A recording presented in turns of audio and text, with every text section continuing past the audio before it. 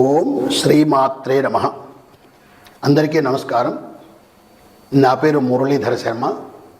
నేను హైదరాబాద్ మణికొండ పుప్పాలగూడ ప్రాంతంలో ఉన్నటువంటి గోల్డెన్ టెంపుల్ వద్ద నివాసం ఉంటుంటాను. ఈరోజు మనము 2025వ సంవత్సరంలో, అంటే ఈ క్యాలెండర్ మనకు జనవరి 1వ తారీఖు వస్తుంది కదా, ఈ సందర్భంగా 2025వ సంవత్సరంలో గోచార రీత్యా ఏ రాశి వారికి ఎలాంటి ఫలితాలు ఉంటాయంటే జనవరి నుంచి డిసెంబర్ వరకు సుమారుగా ఈ టైంలో వచ్చేటువంటి ఈ కాలానికి ఎలాంటి ఫలితాలు ఉంటాయి అనేది జాతకరీత్యా గోచార రీత్యా చెప్పే ప్రయత్నం చేస్తాను. సాధారణంగా మనము పంచాంగం చూసుకొని ఈ ఫలితాలను చెప్తూ ఉంటాం.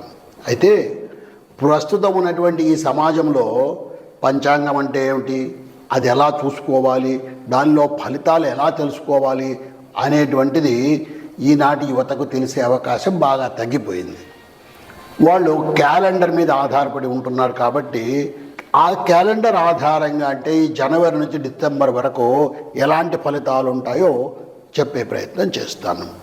మనం ఈ జనవరి 1వ తారీఖును, అంటే 1/1/2025 అనేటువంటి ఈ తారీఖును మనము మన హిందూ క్యాలెండర్ అంటే పంచాంగంతో సరిచూసినట్టయితే పుష్యమాసంలో పుష్యశుద్ధ విధియ నాడు బుధవారం నాడు ఈ 1వ తారీఖు వస్తుంది. అంటే పుష్యమాసంలో శుక్లపక్షంలో విధియ నాడు బుధవారం నాడు ఈ 1వ తారీఖు జనవరి 1వ తారీఖు వస్తుంది. ఆ రోజు ఉత్తరాషాఢ నక్షత్రం ఉంది.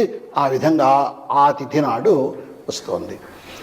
ఈ 25 అనేటువంటి ఇది చూసినట్టయితే మనము క్రోధినామ సంవత్సరంలో కొంతకాలము, విశ్వావసునామ సంవత్సరంలో కొంతకాలము, 2 తెలుగు సంవత్సరాలతో కలుసుకొని ఉంటుంది. ఈ జనవరి 1వ తారీఖు నాడు, జనవరి 1, 2025 నాడు కాస్త గ్రహస్థితి ఏ విధంగా ఉందో కూడా మనం తెలుసుకునే ప్రయత్నం చేద్దాం. దానివల్ల మనకు అసలు మనం గోచారం ఎలా తెలుసుకోవాలన్నది అర్థమవుతుంది. లగ్నము ధనుర్లగ్నంలో ఆనాడు సూర్యోదయం అవుతోంది. అంటే రవి ధనుర్లగ్నంలో అగ్ని రాశిలో ఉంటున్నారు ఆయన. ఆ తర్వాత రవి చెప్పాను కదా, రవి కూడా ధనుస్సులోనే ఉన్నాడు. చంద్రుడు మకర లగ్నంలో ఉన్నాడు. కుజుడు వక్రస్థితిలో కర్కాటక రాశిలో ఉన్నాడు. బుధుడు వృశ్చిక రాశిలో, గురువు వృషభ రాశిలో, శుక్రుడు కుంభరాశిలో, శని కూడా కుంభరాశిలోనే స్వక్షేత్రంలో ఉన్నాడు. రాహువు మీనరాశిలో, అలాగే కేతువు కన్యారాశిలో ఉన్నాడు. ఈ విధంగా 2025 జనవరి 1 నాడు గ్రహస్థితి ఉంటుంది. సూర్యోదయం అవుతున్నటువంటిది ధనుర్లగ్నంలో అవుతుంది. ధనుర్లగ్నము శుభలగ్నము కాబట్టి 2025 సంవత్సరం కూడా శుభంగా ఉంటుందని ఆశిద్దాము. అయితే మనము గోచార ఫలాలు తెలుసుకునేటప్పుడు మనకు నవగ్రహాలు ఉన్నప్పటికీ కూడా, అంటే 9 గ్రహాలు ఉన్నప్పటికీ కూడా గురు, శని, రాహు, కేతు అనేటువంటి ఈ 4 గ్రహాల యొక్క ప్రభావాన్నే మనము ఎక్కువగా తీసుకొని ఈ గోచారాన్ని పరిశీలిస్తుంటాము. ఎందువల్లంటే మిగిలిన గ్రహాలు కొన్ని నెల రోజులకే మారిపోతాయి, కొన్ని 45 రోజులకు మారిపోతాయి. అలాగే చంద్రుడైతే 2.5 రోజుకే ఒక రాశి నుంచి ఇంకొక రాశికి మారిపోతుంటాడు. కాబట్టి ఆ ఫలితాలు మన మీద అంత ఎక్కువ ప్రభావం చూపి ఎక్కువ కాలం ఉండేటువంటివి గురు, శని, రాహు, కేతువులు అనేటువంటి ఈ 4 గ్రహాలు మనకి ఎక్కువగా ఫలితాలను ఇస్తుంటాయి. ఇప్పుడు అలాగే గురువు అనేటువంటి గ్రహము 2, 5, 7, 9, 11 స్థానాల్లో ఉన్నప్పుడు శుభ ఫలితాలను ఇస్తాడు. అలాగే శని 3, 6, 11 స్థానాల్లో ఉన్నప్పుడు శుభ ఫలితాన్ని ఇస్తాడు. ఇంకొక ముఖ్యమైన విషయము, శని 12, 1, 2 స్థానాల్లో ఉన్నప్పుడు, అంటే మీ రాశి నుంచి 12వ స్థానము, 1వ స్థానం, 2వ స్థానంలో ఉన్నప్పుడు 7.5 సంవత్సరాలు ఏలునాటి శని అని చెప్పి కాస్త దుష్ఫలితాలను ఇవ్వటము. అలాగే 4వ ఇంట్లో ఉన్నప్పుడు అర్ధాష్టమ శని అని చెప్పి దుష్ఫలితాలను ఇవ్వటము. 8వ ఇంట్లో ఉన్నప్పుడు అష్టమ శని అనే దుష్ఫలితాలను ఇవ్వటము. అంటే మనకు ఉన్నటువంటి ఈ 12 స్థానాల్లో కేవలం 3, 6, 11 స్థానాల్లో ఉన్నప్పుడు మాత్రమే శని శుభ ఫలితాలను ఇస్తుంటాడు. అలాగే రాహుకేతువులు కూడా 3, 6, 10, 11 స్థానాల్లో ఉన్నప్పుడు మాత్రమే శుభ ఫలితాలను ఇస్తారు. ఈ విధంగా మనకు ఏ గ్రహాలు ఏ స్థానాల్లో ఉన్నప్పుడు ఫలితాలను శుభ ఫలితాలను ఇస్తారో తెలుసుకున్నాం. అలాగే ఇప్పుడు ఈ గురువు శని రాహు కేతు అనేటువంటి వాటిలో వేటిని ప్రభావం చేస్తారో మన జీవితంలో అన్నది తెలుసుకుంటే, గురువు చదువు, ధనము, జ్ఞానము, వివాహము, భక్తి, సంపద, సంతానము ఇలాంటి వాటిని గురువు ప్రభావితం చేస్తాడు. అలాగే శని న్యాయము, అన్యాయము, పనిచేసే లక్షణము, మానసికమైనటువంటి ఒత్తిడి, కర్మఫలము, ఆరోగ్యము, ఆయుష్ అనేటువంటి వాటిని శని ప్రభావం చేస్తాడు. ఇక రాహును మనం పరిశీలించినట్టయితే మనకు భ్రమలు కల్పించడము, మానసికమైనటువంటి ఒత్తిడిని కల్పించడము, ఇలాంటివి మన ఆరోగ్యాల మీద, ప్రత్యేకించి మానసిక ఆరోగ్యం మీద ఎక్కువ ప్రభావాన్ని రాహువు చేస్తుంటాడు. అలాగే కేతువు మన జ్ఞానాన్ని, మేధస్సును, భక్తి మార్గాన్ని కూడా కేతువు ప్రోత్సహిస్తూ ఉంటాడు, కేతువు సరిచూస్తూ ఉంటాడు. ఈ విధంగా ఒక్కొక్క గ్రహము కొన్ని కారకత్వాలను కలిగి పనిచేస్తూ ఉంటుంది. ఇక మనము గోచార రీత్యా అన్నాం కదా, నేను మీకు కాసేపు ముందు ఏ స్థానాల్లో ఏ గ్రహాలు ఉన్నాయని చెప్పాను కదా. అయితే ఈ గ్రహాలు కాస్త మారుతూ ఉంటాయని కూడా చెప్పాను. ఉదాహరణకు గురువు 14 మే నాడు వృషభ రాశి నుంచి మిథున రాశికి మారుతాడు. అలాగే శని 23 మార్చి 2026 నాడు కుంభం నుంచి మీనరాశికి వెళ్తాడు. ఇక రాహువు మే 20వ తారీఖున మీనం నుంచి కుంభానికి వస్తాడు. వీళ్ళు వక్ర గ్రహాలు, రాహుకేతువులు వక్ర స్థితిలో ప్రయాణం చేస్తూ ఉంటారు. ఈ విధంగా రాహువు 20 మే నాడు మీనం నుంచి కుంభరాశికి వస్తాడు. ఇక కేతువు కూడా అదే 20 మే నాడు కన్యా రాశి నుంచి సింహరాశికి ఆ రోజు వక్ర స్థితిలో ప్రయాణం చేస్తాడు. ఈ విధంగా ఈ గ్రహాలు స్థిరంగా ఒకే రాశిలో శాశ్వతంగా ఉండవు. ఆ గ్రహాలకు చలనం ఉంటుంది. ఆ గ్రహాలు ఇందాక చెప్పినట్టుగా చంద్రుడు 2.5 రోజుకు, కుజుడు 45 రోజులకు ఇలాగా మారిపోతూ ఉంటారు. శని 2.5 సంవత్సరాలకు ఒక్కొక్క రాశిని ఇలా మారుతూ ఉంటారు. ఈ మారేటప్పుడు కూడా ఒక రాశి నుంచి ఒక రాశికి మారినప్పుడు మన జన్మరాశి నుంచి వాటి యొక్క స్థానం మారుతుంది కాబట్టి వాటి ఫలితాల్లో కూడా మార్పులు వస్తుంటాయి. ఈ విధంగా ఇప్పుడు మనము ఏ రాశి వారికి ఎలాంటి ఫలితాలు ఉన్నాయో తెలుసుకునే ప్రయత్నము చేద్దాం. ఇప్పుడు మనము వృషభ రాశి వారికి గోచార రీత్యా 2025వ సంవత్సరంలో, అంటే ఈ క్యాలెండర్ ఇయర్లో ఎలాంటి ఫలితాలు ఉంటాయో తెలుసుకునే ప్రయత్నం చేద్దాం. అయితే మనం ఇందాక చెప్పుకున్నట్టుగా ఈ గ్రహాలన్నీ కూడా స్థిరంగా ఉండవు, ఎక్కువ కాలం మనల్ని ప్రభావితం చేయవు. గురు శని రాహు కేతు గ్రహాలు మాత్రము కొంచెం ఎక్కువ కాలం మనల్ని ప్రభావితం చేస్తూ ఉంటాయి. కాబట్టి గోచార రీత్యా ఈ గురు శని రాహు కేతువుల యొక్క ప్రభావము ఈ వృషభ రాశి వారి మీద ఎలా ఉండబోతుందో మనం ఇప్పుడు తెలుసుకునే ప్రయత్నం చేద్దాము. గురువు వృషభ రాశిలోనే ఉన్నాడు. అంటే ఏదైతే జన్మ రాశి ఉందో వృషభ రాశి, ఆ రాశిలోనే గురువు ఉన్నాడు. గురువు శుభగ్రహము. ఈయన విద్యకు, ధనానికి, ఇలాంటి వాటన్నిటికీ కూడా ముఖ్యమైనటువంటి కారక గ్రహము. అందువల్ల వీళ్ళ ఆర్థిక పరిస్థితి కొద్దిగా మెరుగ్గా ఉండే అవకాశమే ఉంది. వీళ్ళు ఏదైనా గతంలో చేసినటువంటి అప్పులు ఏవైనా ఉంటే కూడా వాటిని తిరిగి చెల్లించే అవకాశం కూడా వీళ్ళకు ఉంటుంది. అలాగే కుటుంబ సమస్యలు కూడా, గతంలో ఏమైనా కుటుంబ సమస్యలు ఉంటే అవి గురువు యొక్క ప్రభావం వల్ల తీరే అవకాశం ఉంటుంది. అలాగే వివాహ ప్రయత్నాలకు కూడా ఇది తప్పకుండా మంచి సమయము ఈ వృషభ రాశి వాళ్లకు. వృషభ రాశిలోనే గురువు ఉన్నాడు.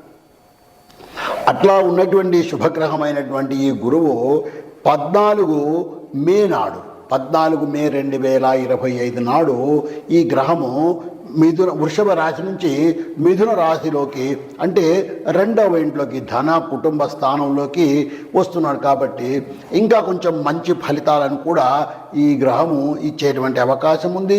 ఈ సమయంలో వృత్తిలో కాస్త అభివృద్ధి రావటము, ఆధ్యాత్మిక విషయమైనటువంటి ఆలోచనలు చేయటము, ఇలాంటివన్నీ కూడా ఈ వృషభ రాశి వారికి జరిగే అవకాశం ఉంటుంది. అయితే ధన కుటుంబ స్థానంలో ఇది మిథున రాశిలో ఇక్కడ ఈయన ఉన్నటువంటి ఈ గ్రహం వల్ల కాస్త చిన్న చిన్న ఆర్థిక ఇబ్బందులు కూడా రావచ్చు. కారకో భావే భావనాశ అని చెప్పి గురువు ధనకారకుడైనటువంటి గురువు ధనస్థానంలో ఉండడం వల్ల కాస్త చిన్న చిన్న ఇబ్బందులు కూడా వచ్చేటువంటి అవకాశం ఉంది. అయితే దీనికి వీళ్ళు ఒక చిన్న మంత్రాన్ని ప్రతిరోజు పఠించుకుంటూ ఉన్నట్టయితే ఓం బృం బృహస్పతయే నమః అనేటువంటి ఈ మంత్రాన్ని కనుక పఠిస్తూ ఉన్నట్టయితే ఈ చిన్న చిన్న ఆర్థిక ఇబ్బందులు ఏవైతే మనం అనుకున్నామో ఆ ఆర్థిక ఇబ్బందులు కాస్త తొలగిపోయే అవకాశము ఈ వృషభ రాశి వారికి ఉంటుంది. ఇది గురువు యొక్క ప్రభావం వల్ల జరిగేటువంటి పరిస్థితి. ఇక శనిని మనం పరిశీలించినట్టయితే శని స్వక్షేత్రంలోనే కుంభరాశిలోనే ఉన్నాడు. ఆయన ఇది రాజ్యస్థానం 10వ స్థానంలో అంటే వృత్తి ఉద్యోగ స్థానంలో శని స్వక్షేత్రంలో ఈ వృషభ రాశి వాళ్లకు ఉన్నాడు. ఎప్పుడైతే ఈ వృషభ రాశి వాళ్లకు శని వృత్తి ఉద్యోగ స్థానంలో ఉన్నాడో కాస్త శని నిదానంగా ఫలితాలను చేరున్న తన సొంత ఇంట్లో ఉన్నా కూడా శని మందగమనం కలిగిన వాడు. ఈయన ఏం చేస్తాడు, కాస్త నెమ్మదిగా ప్రయాణం చేసేటువంటి గ్రహం 2.5 సంవత్సరాలు ఉంటాడు ఒక్కొక్క రాశిలో. ఇలాంటి ఈ గ్రహం ఏమవుతుంది, అందువల్ల చేసేటువంటి పనులు జరుగుతూ ఉంటాయి కానీ చాలా నెమ్మదిగా మందకోడిగా సాగుతూ ఉంటాయి. దీనివల్ల మానసిక ఒత్తిడి పెరిగేటువంటి అవకాశం కూడా ఈ జాతకులకు ఈ వృషభ రాశి వారికి ఉండే అవకాశం ఉంది. అయితే ఇది ఎక్కువ కాలం ఉండేటువంటి పరిస్థితి లేదు. 29 మార్చి 2025 నాడు ఈ శని 10వ స్థానం రాజ్యస్థానం కుంభంలో నుంచి మీన రాశికి వస్తున్నాడు, అంటే లాభస్థానంలోకి వస్తున్నాడు. వృషభ రాశి వాళ్లకు 11వ ఇల్లు అవుతుంది ఇది మీనరాశి. ఈ మీనరాశిలోకి రావడం వల్ల లాభస్థానంలోకి ఎప్పుడైతే ఈ శని బాగా చలనం తక్కువగా ఉండేటువంటి ఈ గ్రహం అక్కడికి వస్తుందో ఈ లాభస్థానంలోకి 29 మార్చి 2025 నాడు ఈయన మారుతున్నాడు. ఇది కుంభం నుంచి మీనరాశికి. ఈ కుంభం నుంచి మీనరాశికి మారినటువంటి ఈ శని యొక్క ప్రభావం వలన కాస్త లాభాలు తగ్గడం, తర్వాత పెట్టినటువంటి పెట్టుబడులు ఏవైనా ఉన్నా కూడా అవి లాభాలు ఇచ్చేది ఉన్నా కూడా కాస్త నెమ్మదిగా ఆలస్యంగా పెట్టుబడుల యొక్క ఫలితాలు రావటము ఇలాంటివన్నీ కూడా జరిగే అవకాశం ఉంది. కాస్త ఆరోగ్య విషయంలో, ఎందుకంటే శని ఆరోగ్యకారకుడు, ఈయన ఆయుష్కారకుడు. ఈ శని యొక్క ప్రభావం వలన కాస్త ఆరోగ్య విషయంలో కూడా ఇబ్బందులు కలిగే అవకాశం ఉంటుంది. అందువల్ల శనికి ఏవైనటువంటి పరిష్కారాలు, ఎన్నో పరిష్కారాలను, ఉదాహరణకు నవగ్రహాలకు ప్రదక్షిణం చేయటము, జమ్మి చెట్టుకు ప్రదక్షిణం చేయటము, శని వృక్షానికి, ఇలాంటి ప్రయత్నాలు చేయడం వల్ల, లేదా ఒక శనివారం నాడు నల్ల నువ్వులు దానం చేయడం, ఇలాంటి ప్రయత్నాలు చేయడం వల్ల కాస్త ఈ శని యొక్క ప్రభావాన్ని తగ్గించుకునే అవకాశము ఉంటుంది. ఇక రాహు, ఈ రాహువు కూడా మీనంలోనే ఉన్నాడు. ఏదైతే లాభస్థానం అని చెప్పి మనం ఇంతసేపు చెప్పుకున్నామో అక్కడే ఈ రాహుగ్రహం కూడా ఉంది. అంటే అక్కడ ఉన్న చోట ఇప్పుడు శనికి తోడుగా రాహువు, లేదా రాహువుకు తోడుగా శని, ఇద్దరు ఉండే అవకాశము 29 మార్చి 2025 నుంచి ఉంటుంది. అంతవరకు రాహు అక్కడే ఉంటాడు. అందువల్ల ఆ 11వ స్థానంలో ఉన్నటువంటి ఆ రాహువు లాభస్థానంలో ఉండడం వల్ల ఆర్థిక సమస్యలు కొద్దిగా పెరిగే అవకాశం ఉంది. ఈ రాహువు మనసు మీద ఎక్కువగా ప్రభావాన్ని చూపించేటువంటి గ్రహం కాబట్టి ఈ రాహువు యొక్క ప్రభావం వలన మానసిక ఒత్తిడి కూడా కాస్త పెరిగే అవకాశం ఉంది. వ్యాపార రీత్యా, ఉద్యోగ రీత్యా, ప్రత్యేకించి వ్యాపార రీత్యా ఎవరైతే లాభాల కోసం ప్రయత్నం చేస్తూ ఉంటారో అలాంటి వాళ్ళకి కాస్త మానసికమైనటువంటి ఒత్తిడి కూడా పెరిగే అవకాశం ఉంది. ఈ రాహువు ఫిబ్రవరి 20వ తారీఖున 22/2025 నాడు మీనరాశి నుంచి కుంభరాశికి, వక్రగ్రహం కదండి ఇది, అందువల్ల మీన నుంచి వెనక్కు కుంభరాశిలోకి ప్రయాణమై వస్తాడు. ఈ విధంగా లాభస్థానములో ఉన్నటువంటి గ్రహము రాహువు ప్రభావితం చేసేటువంటి తీవ్ర గ్రహము అక్కడి నుంచి వృత్తి ఉద్యోగ స్థానంలోకి వస్తున్నాడు. దీనివలన వృత్తిలో మరింత ఒత్తిడి ఎక్కువగా పెరిగే అవకాశం కూడా ఉంటుంది. వృత్తిలో మార్పులు వచ్చే అవకాశం ఉంది. అయితే రాహువు నూతనత్వానికి, కొత్తగా ఆలోచన చేసేటువంటి విధానానికి ఈయన ఒక ప్రతీక కాబట్టి, ఒక కారకత్వం కలిగిన గ్రహం కాబట్టి, నూతనమైనటువంటి ఆలోచనలు ఏదైనా చేస్తే, అంటే ఇన్నోవేషన్స్ అంటుంటారు చూసారా ఇంగ్లీష్లో, అలాగా కొత్త విధమైనటువంటి ఆలోచనలు ఏదైనా చేయటము, నూతన అవకాశాలు పెరిగేది కూడా ఉంటుంది. అదేవిధంగా రిస్క్ కూడా పెరిగే అవకాశము ఈ వృషభ రాశి వాళ్లకు ఈ రాహుగ్రహం యొక్క ప్రభావం వల్ల ఉండబోతోంది. ఇక కేతువు వృషభ రాశి వాళ్లకు పంచమ స్థానంలో, ఈ సంతాన స్థానంలో ఉన్నాడు. అందువల్ల కేతువు కూడా ఒక రకంగా మానసికమైనటువంటి ఒత్తిడిని, భక్తిని, జ్ఞానాన్ని, వైరాగ్యాన్ని పెంపొందించేటువంటి గ్రహం. ఈ గ్రహము అక్కడ ఆ సంతాన స్థానంలో ఉండడం వల్ల కాస్త భావోద్వేగాలను పెంచడము, కుటుంబ సభ్యులు ప్రత్యేకించి పిల్లలతో అనుబంధాన్ని కాస్త తగ్గించడము, వాళ్ళ మీద మన ప్రభావం ఉండేటట్టు చేయడం, ఇలాంటి పరిస్థితులు జరిగే అవకాశం ఉంది. ఈ కన్యలో ఉన్నటువంటి కేతువు 22/2/2025 నాడు సింహరాశిలోకి వస్తున్నాడు. అంటే 4వ స్థానంలోకి, సంతాన స్థానంలో నుంచి కుటుంబ స్థానంలోకి, 4వ ఇంట్లోకి వస్తున్నాడు. ఎప్పుడైతే ఈ కుటుంబ స్థానంలోకి ఈ కేతువు, ఇందాకే నేను చెప్పాను, కేతువు భక్తిని, మోక్ష మార్గాన్ని, ఇలాంటి వాటిని ప్రభావితం చేసి అలాంటి వాటిని మనలో ఎక్కువ చేసేటువంటి గ్రహం. అందువల్ల ఏమవుతుంది, ఈ గ్రహం ఎప్పుడైతే ఫిబ్రవరి 20వ తారీఖు 2025 నాడు కేతువు సింహంలోకి వస్తున్నాడో అప్పటి నుంచి కాస్త కుటుంబంలో కూడా కాస్త అస్పష్టత, కుటుంబ సంబంధాలు ఏర్పడము, మానసిక ఒత్తిడి ఏర్పడము, ఇలాంటివన్నీ కూడా ఈ వృషభ రాశి వాళ్లకు జరిగే అవకాశం ఉంది.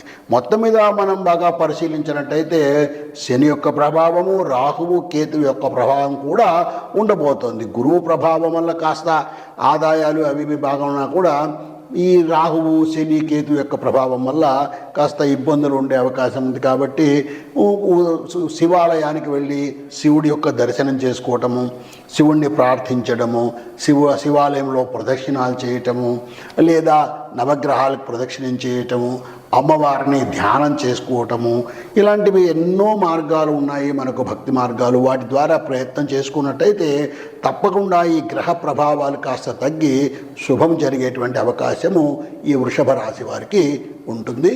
ఓం శ్రీమాత్రే నమః.